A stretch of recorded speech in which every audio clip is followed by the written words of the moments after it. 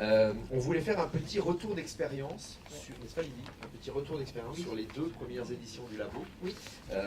En fait, on s'était dit que ce serait intéressant de partager un petit peu un petit retour en arrière sur des projets qui ont été aidés, repérés en tout cas et accompagnés en 2013 et en 2014 pour déjà donner du cœur à l'ouvrage à ceux qui ont été sélectionnés en 2015 et puis voilà, avec un recul de 3 ans, voir un petit peu où en sont ces projets et surtout quel est le ressenti des porteurs de projets de l'accompagnement dont ils ont bénéficié au labo. Donc je crois qu'on a un petit film qu'on va lancer. Hein,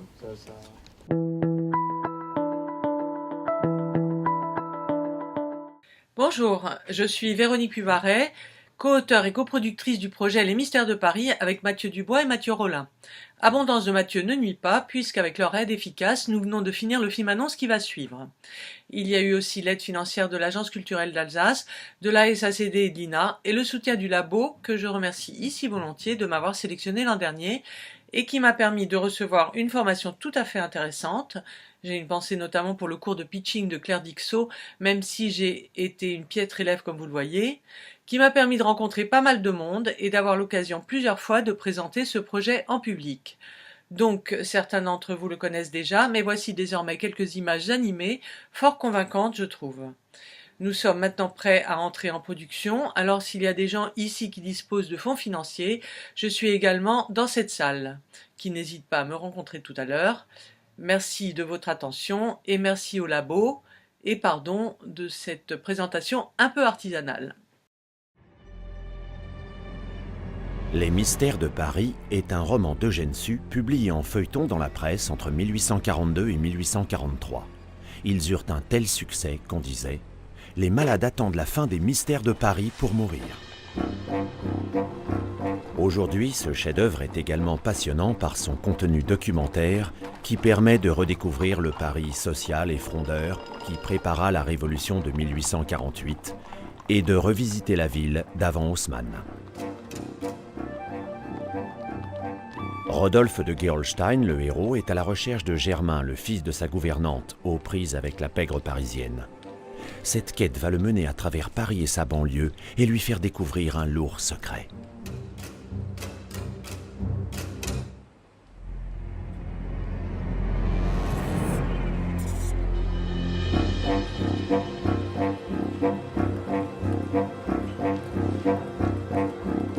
Madame Pipelet!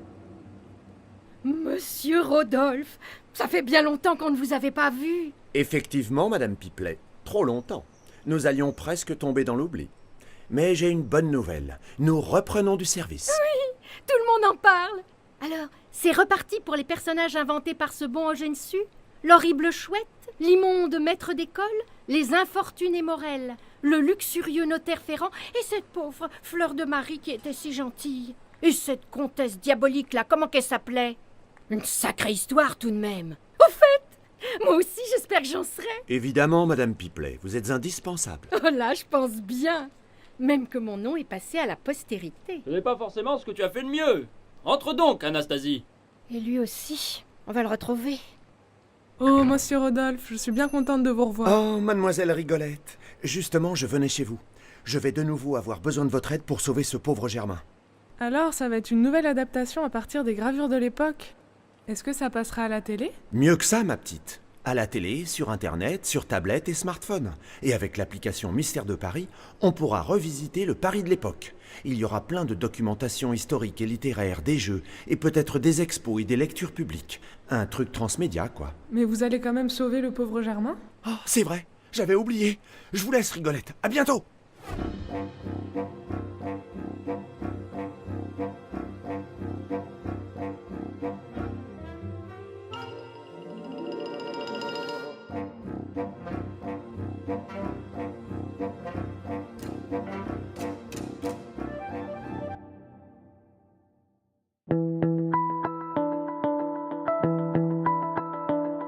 Nous avons eu la chance et l'honneur d'être lauréat du labo en 2013 pour notre projet Chasing Bonnie and Clyde. Initialement, c'était un projet uniquement web. Et au final, c'est, je pense, ce que nous a apporté vraiment le labo, une réflexion, une prise de hauteur sur le sujet de la création digitale, interroger la production, la diffusion, la distribution, toucher les publics. Notre projet est devenu un 87 minutes qui sera diffusé sur les plateformes digitales. Donc on est entre le moderne et le traditionnel, et c'est ce qui est vraiment intéressant, c'est de faire ce pont, de bénéficier grâce au labo de toute l'expérience de personnes qui sont vraiment nées et qui baignent dans la réflexion sur la création audiovisuelle, et d'ouvrir l'esprit pour accéder à toute la culture du numérique en France, mais surtout à l'international. Et pour nous, c'était vraiment une opportunité en or. You heard the story of Jesse James, how he lived and died.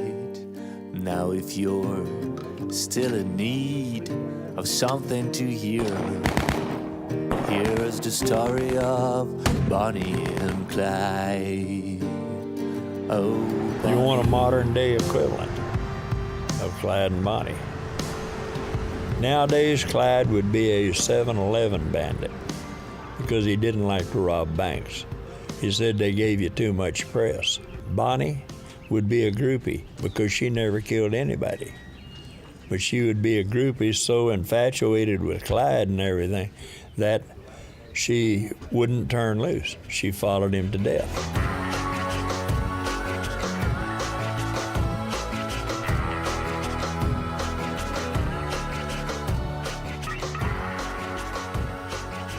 Bonnie and Clyde were two of the most influential people, gangster-wise. Most people in here want to be like them. I've been committed to CJJD for the murder of my mom.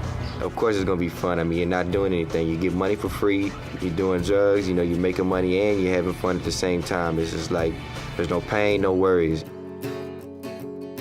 What can you do with people so that they don't either come to prison to start with or don't return if they've been there?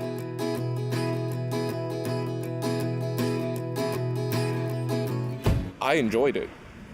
I enjoyed having that power over somebody, and that's something that I've always tried to turn into something positive, because I never want to go back to that again.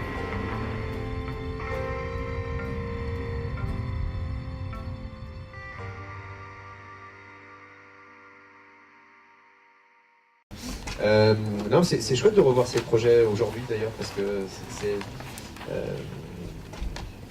marrant. Ce que je me disais aussi, c'est que c'est quand même 2013, 2014, 2015, encore avec les 10 lauréats cette année, il y a un côté pionnier, c'est-à-dire qu'il y a une vraie prise de risque quand on part sur ce genre de projet. Ouais. C'est-à-dire qu'on démarre, il y a une envie, une ambition, on ne sait pas si ça va aller au bout. On essaie d'engager différents médias, différents écrans, d'agréger des choses, mais on ne sait jamais. Et je trouve que c'est super courageux en fait. Comme tu disais tout à l'heure, c'est aussi super courageux pour les lauréats, ouais. Parce que on vous donne pas une thune. Ouais. Ça généralement c'est pas bon pour le démarrage. Donc au démarrage c'est vrai qu'on a eu du mal à le faire partir ce labo, hein. Ça a été dur. Et comme tu disais tout à l'heure, il n'y a que de la sueur et des larmes chez nous, donc c'est génial que vous continuiez à venir, etc. Et c'est vrai que c'est dans cette quête d'aller chercher les publics et de savoir pourquoi on fait du transmédia et comment on va les mettre dans cette expérience et qu'est-ce qui va faire le déclic, qui vont rentrer dans l'histoire et qui vont marcher dans le zinzin. C'est quand même une sacrée aventure, quoi. Et c'est pas évident tout seul dans son coin à trouver cette histoire de coaching. Et j'en vois là des coachs dans la salle et super bénéfique pour ça. Ah, absolument. Non, c'est vraiment chouette. Donc bravo à ces trois-là qui ont été un peu mis en avant là, mais là, tous ceux qui ont participé, peut-être qui sont dans la salle sur les 2 éditions précédentes. Pour signaler ceux qui sont dans la salle, Andrés Yarak devrait être présent, mais il n'est pas encore là apparemment. Oui, il nous rejoint en fin de matinée. Voilà, il nous rejoint, donc il va arriver.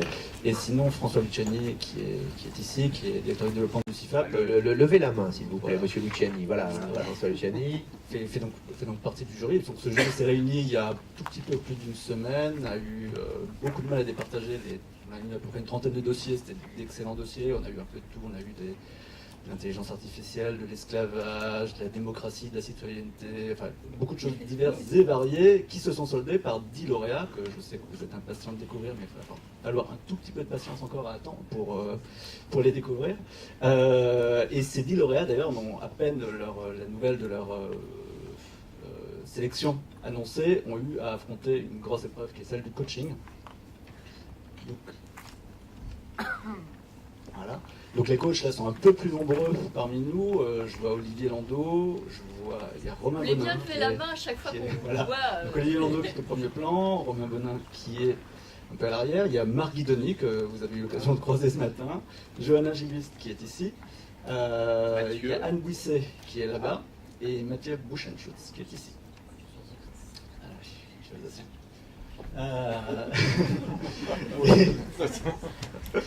Et donc, vous allez découvrir un tout petit peu plus tard, mais avant ça, vous avez encore quelqu'un à entendre, et vous allez découvrir leur pitch dans quelques minutes. Et tu voulais dire un mot sur le coaching, sur la manière dont ça se passe ou Alors, ceux qui sont les concernés le savent. Voilà, les concernés le savent. Pas concernés. Je vais peut-être juste vous dépeindre un petit peu le tableau, puisque moi je l'ai vu de l'extérieur, puisque j'accompagnais tout ça. Imaginez-vous un matin, ici les Molineaux, au superbe centre de formation de l'INA, Camille Desmoulins. Et là, il y a 10 tables. À chacune de ces tables, il y a un coach, et il y a 10 porteurs de projets qui arrivent pas exactement confiants, pas exactement reposés, enfin un peu stressés à vrai dire, et ils se retrouvent à voir leur projet passer au crible de 5 de ces coachs. Grosso modo, c'est un peu un mécanisme de speed dating, donc ils font 5 rendez-vous en une matinée. Autant vous dire qu'à la fin de la matinée, ils sont un peu rincés, et leurs projets sont un peu déconstruits, mais c'est pour mieux les reconstruire dans la foulée, et voilà. Oui, non, effectivement, quand tu dis déconstruit, c'est marrant parce que certains, plusieurs fois j'ai entendu ça, c'est des gens qui commencent à discuter, me parlent un peu, ils disent mais c'est marrant, tu me racontes exactement le contraire de ce que m'a dit machin. Donc ça rend humble aussi pour les coachs, c'est-à-dire que tout coach que sont ces gens, enfin, et puis moi, alors pour le coup, je me mets dedans vraiment avec beaucoup de modestie, on est juste des pionniers comme vous, enfin, je veux dire, coach ne veut pas dire une espèce de sagesse de la montagne descendue et incarnée sur Terre. C'est juste un miroir quoi, qui vous aide à vous poser des questions. C'est comme un psy en fait. Hein.